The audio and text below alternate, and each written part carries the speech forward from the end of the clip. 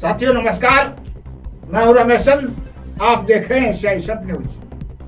साथियों, आज एक खबर, एक सूचना जनपद बहराइच के थाना मोतीपुर से। थाना मोतीपुर क्षेत्र का एक गांव है दौलतपुर के श्रवण कुमार पुत्र सरजू प्रसाद, जो मजदूरी करता है, राजमिस्त्री है, जिसने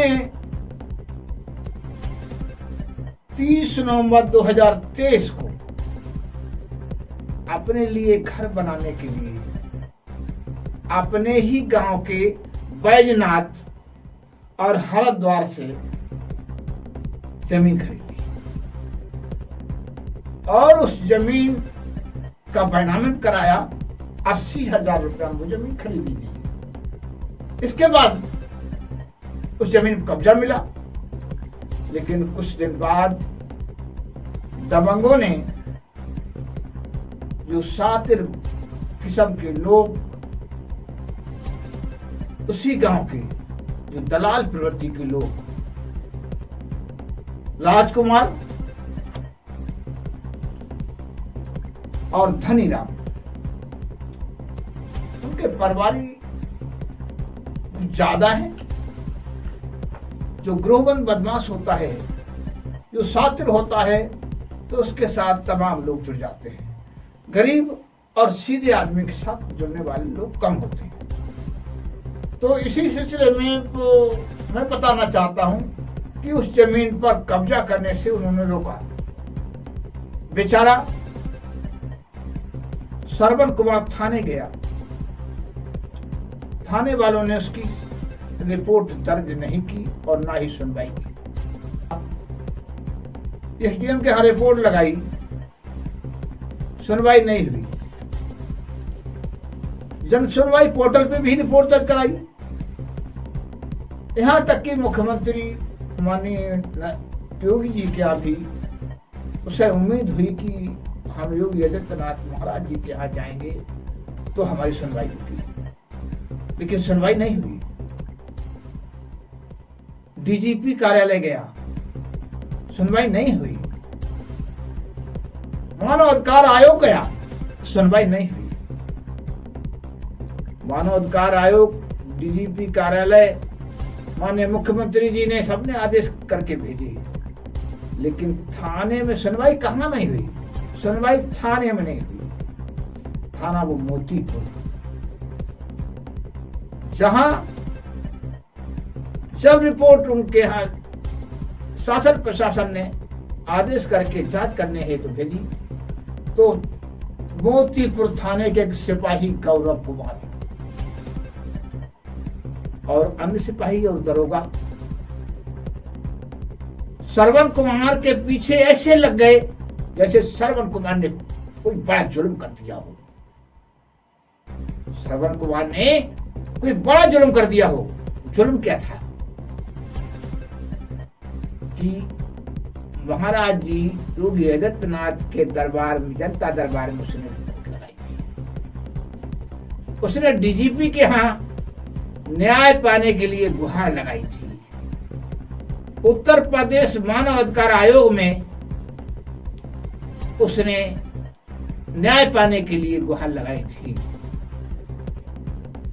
इससे पहले इसी श्रवण कुमार की बीबी के साथ एक घटना घटी, तो वो भी बेचारी महिला आयोग तमाम कार्यालयों में गई, लेकिन उसकी सुनवाई, क्या वजह थी कि सुनवाई नहीं हुई? पैसा, भ्रष्टाचार, या कोई राजनीतिक सफेद पोष नेता का दबाव? लेकिन विशेष करके मैं बताना चाहता हूं कि सुनवाई इसलिए नहीं हुई कि वो जाति से जाटव था। जाति से जाटव था, पुलिस को मालूम है जाटव यानी चमार को हमें इस समय सुनना नहीं है। चमार को न्याय दिलाने की बात तो बहुत दूर की। इनको प्रताड़ना करने का मौका कैसे मिले, इन्हें जलील करने का, इन्हें दुखी करने का, इन्हें रुलाने का मौका कैसे मिले। ये मौका खोज रहे थे तो मौका श्रवण कुमार ने दे दिया। एक योगी आदित्यनाथ महाराज मुख्यमंत्री के यहाँ उसने गुहार लगा दी न्याय की। वहां से रिपोर्ट आई, आग बबूला हो गई पुलिस। डीजीपी कार्यालय से रिपोर्ट आई, आग बबूला हो गई पुलिस। थाना मोतीपुर की, जनपद बहराइच की पुलिस। कप्तान ने भी नहीं सुनी, कप्तान के यहाँ भी गया। यहां तक कि जिलाधिकारी के यहाँ जब गया तो जिलाधिकारी ने भी आदेश करके भेजा। लेखपाल जमीन नाप के दे गया। लेखपाल और पुलिस के वापस जाते ही तुरंत दबंग लाठी लेकर आ गए। इसके ऐसे मेरे पास सबूत हैं।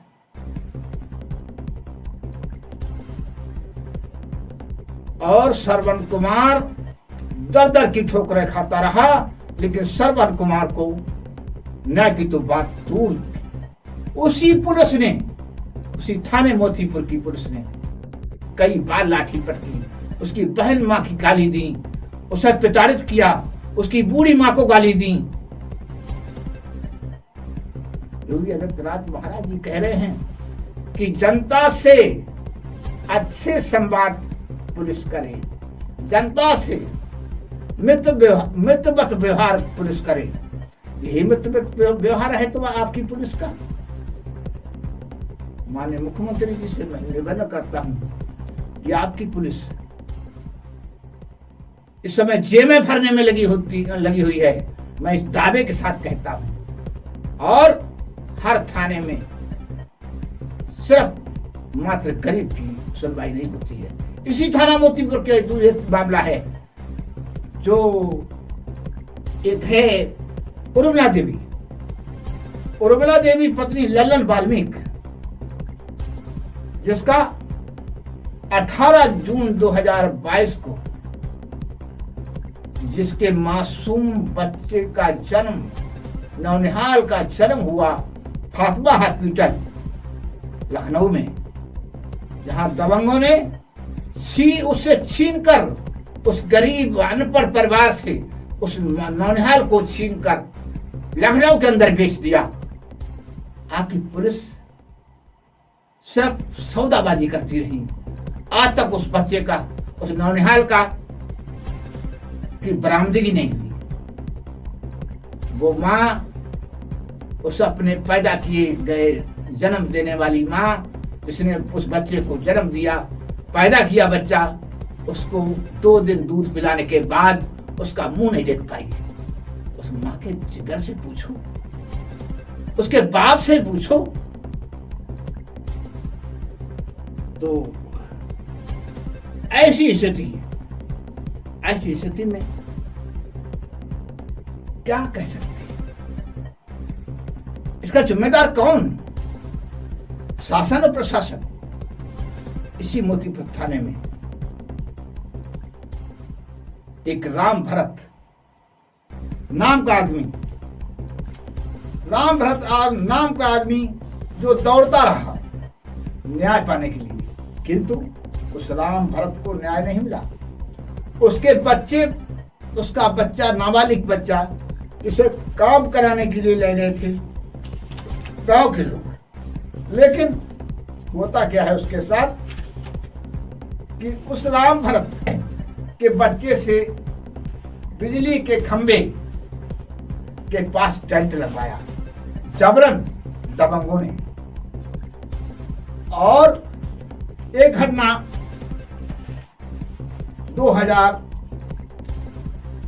19 फरवरी 2020 की है। 19 फरवरी 2020 को एक टेंट लगाने गया था और वहां उसी थाना क्षेत्र के गांव है दुबेपुरा बगहा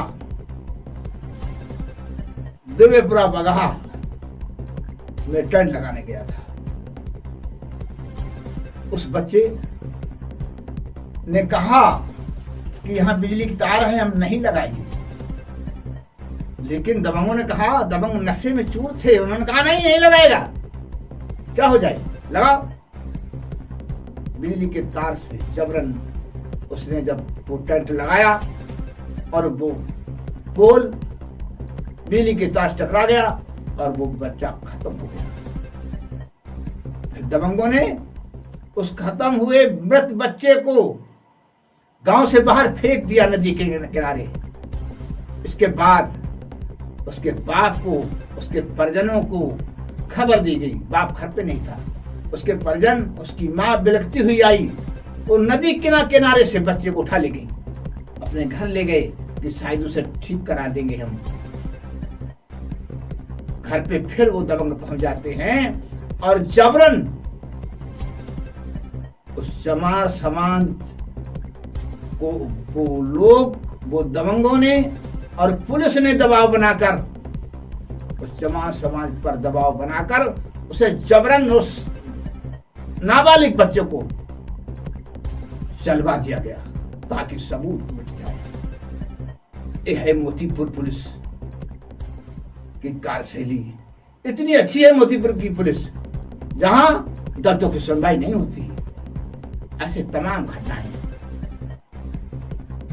योगी जी आपके जनपद बहराइच के थाना मोती, जिनके मेरे पास साक्ष्य है, उन गरीबों ने कई बार आपके दरबार की खाक छानी है, आपके दरबार में हाजिरी लगाई है, डीजीपी महोदय के यहाँ हाजिरी लगाई है, महिला आयोग में हाजिरी लगाई है उन महिलाओं ने, किंतु उन्हें न्याय नहीं मिला। न्याय की बजाय आपकी पुलिस ने उनके घर जाके डंडे फटकारे, उन्हें प्रताड़ित किया। ललन वाल्मीकि और उर्मिला कई दिन भागे भागे घूमते रहे कि पुलिस हमें पकड़ ली। पुलिस ने कहा गांव में आ गया तो टांगें फाड़ दूंगा। हर गांव में, उर्ला गांव में अगर रहने आ गया, उर्ला का रहने वाला है ललन वाल्मीकि, गांव में रहने आ गया तो उसकी टांगें फाड़ देंगे। उसने रिपोर्ट लगाई कैसे, मुख्यमंत्री के यहाँ पहुंच कैसे गया, डीजीपी का शिकायत कैसे कर दी, अनुसूचित जाति आयोग में पहुंच कैसे गया। आज तक उस पुलिस ने उसकी रिपोर्ट दर्ज नहीं की। उस बच्चे को बरामद करने की तो बात बहुत दूर। इतना ही नहीं, उसे कई बार दबंगों से उस मोतीपुर थाने की पुलिस ने पिटवाया है उस परिवार को, उसकी दुर्दशा करके रखती है। तो योगी जी आपको इसका जवाब देना होगा, आपको इस बात का जवाब देना होगा। और मैं अपनी बारी को विराम देने से पहले एक बात कहना चाहता हूं। सुहाना मौसम और हवा में नमी होगी, आंसुओं की बहती हुई नदी होगी। मिलना तो हम तभी चाहेंगे आपसे, मिलना तो तभी हम चाहेंगे आपसे जब आपके पास वक्त और हमारे पास सांसों की कमी होगी। मेरे टूटने की वजह मेरे जौहरी से पूछो। उसकी ख्वाहिश थी कि मुझे कुछ और तराश आ जाए। तो बस आज इतना ही। फिर अगली घटनाओं का जिक्र करने के लिए आपके रूबरू होंगे। साथियों, जय भीम, जय भारत, जय संविधान।